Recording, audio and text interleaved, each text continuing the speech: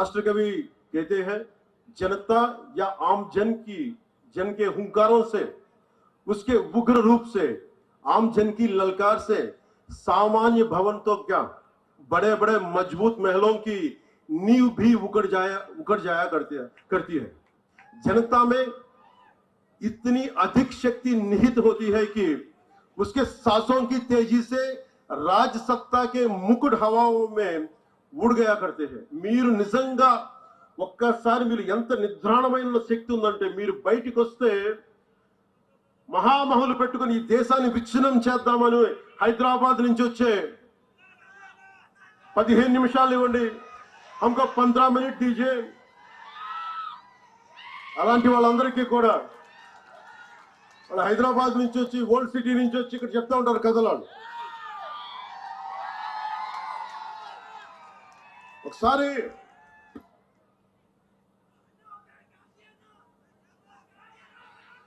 ఒక్కసారి చాలా మంది ఫారెన్ డిగ్నిటరీస్ వచ్చి నన్ను అడిగారు, ఈ దేశంలో మైనారిటీలు బాధపడుతున్నారు, భయపడుతున్నారు నరేంద్ర మోదీ గారి నాయకత్వంలో, భారతీయ జనతా పార్టీ నాయకత్వం అంటే. నేను ఒకటే చెప్పాను, హైదరాబాద్ లో కూర్చొని, ఓల్డ్ పాత బస్తీలో కూర్చొని పోలీసులు 15 నిమిషాలు కళ్ళు మూసుకు కూర్చుంటే హిందువులకు మేమేంటో చూపిస్తాం.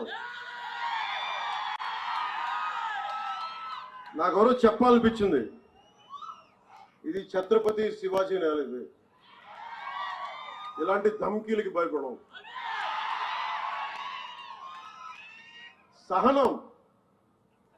సహనం పిరికితనం కాదు, సహనం మంచితనం. కానీ మంచితనంతో గొడవ పెట్టుకోకూడదు. సో అలాంటి వాళ్ళకి మీరు కలిసికట్టుగా ఉంటే ఏదైనా సాధించవచ్చు.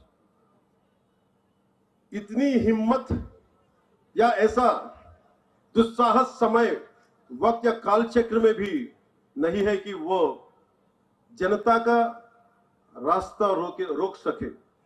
అంటే మీరు అనుకుంటే మటుకు మన దారిలో ఎవరు ఏది ఆపలేరు మిమ్మల్ని. काल चक्र या समय की धारा स्वयं उस ओर मुड़ जाती है जैसी जनता चाहती. మీరు ఎలా కోరుకుంటే కాలం అలా మారిపోతే. మీరు భయపడితే సనాతన ధర్మం కోసం మీరు భయపడతారా? సనాతన ధర్మాన్ని రక్షించుకోలేరా? ఈ దేశం ఒకసారి మతపరంగా విడిపోయింది. దేశం ఇది సెక్యులర్ కంట్రీ. ఇది సనాతన ధర్మాన్ని బలహీనమైన ధర్మం కాదు, అది చాలా బలమైన ధర్మం. భరిస్తాం, ఆలోచిస్తాం, సహనంతో ఉండమని చెప్తాం. కానీ హైదరాబాద్ నుంచి వచ్చి మేము వస్తాం, చూస్తాం, చేస్తామంటే అక్కడ దాకా అవసరం లేదు. ఏ తోడనా పోడనా ఏ జరుగుతున్నాయినా చాలా సింపుల్ గా, ధైర్యంగా, ఇది మన నేల, ఎక్కడికి పారిపోతాం? తల్వార్లు పట్టుకొని వస్తే చేతులు కట్టుకొని కూర్చుందాం. ఎవరికి దమ్ముంది చేయడానికి? ఇది మీరు ఆలోచించండి.